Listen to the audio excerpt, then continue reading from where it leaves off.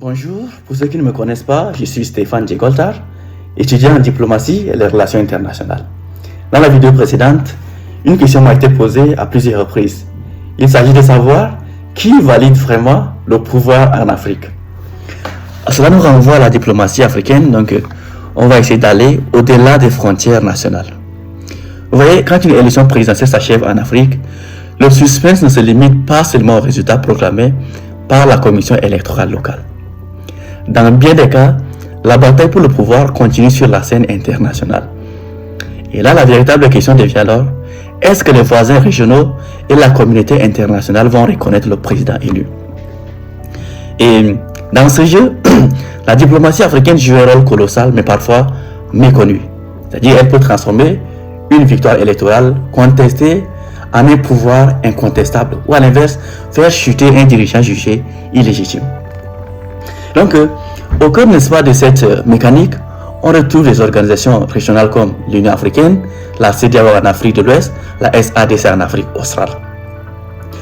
En théorie, ces institutions disposent, n'est-ce pas, des chartes sur la démocratie et interdisent, n'est-ce pas, les changements anticonstitutionnels de pouvoir. Mais en pratique, c'est tout autre chose. Elles sont souvent confrontées à un dilemme permanent. Faut-il défendre à tout prix, je dirais, le choix démocratique des urnes ou privilégier la stabilité politique pour éviter une guerre civile? Et donc, très souvent, face à un vote contesté, les pays régionaux préfèrent valider le scrutin au nom de la continuité de l'État ou soit de la paix sociale en quelque sorte. Lorsque les élections débouchent sur les crises majeures ou des risques d'affrontement, la diplomatie africaine déploie ses médiateurs. Ça peut être des anciens présidents, ses émissaires, ou soit des chefs d'État même en exercice. Donc, l'objectif est rarement de recompter en quelque sorte les bulletins, mais de trouver, n'est-ce pas, un compromis politique. Et c'est ainsi que naissent, n'est-ce pas, les accords de partage de pouvoir et les gouvernements d'union nationale. Et dans ce moment-là, le sort du pays ne dépend plus, n'est-ce pas, du nombre de votes enregistrés dans le bureau de vote, mais de la capacité des diplomates à faire signer un accord, je dirais, de paix entre le pouvoir et l'opposition en quelque sorte. Vous voyez, la diplomatie s'exprime aussi par la force des sanctions et la reconnaissance extérieure. Et donc, un dirigeant qui s'impose par la fraude ou par un coup d'état constitutionnel peut se retrouver suspendu en quelque sorte des instances régionales, privé peut-être d'aide financière internationale ou frappé d'embargo.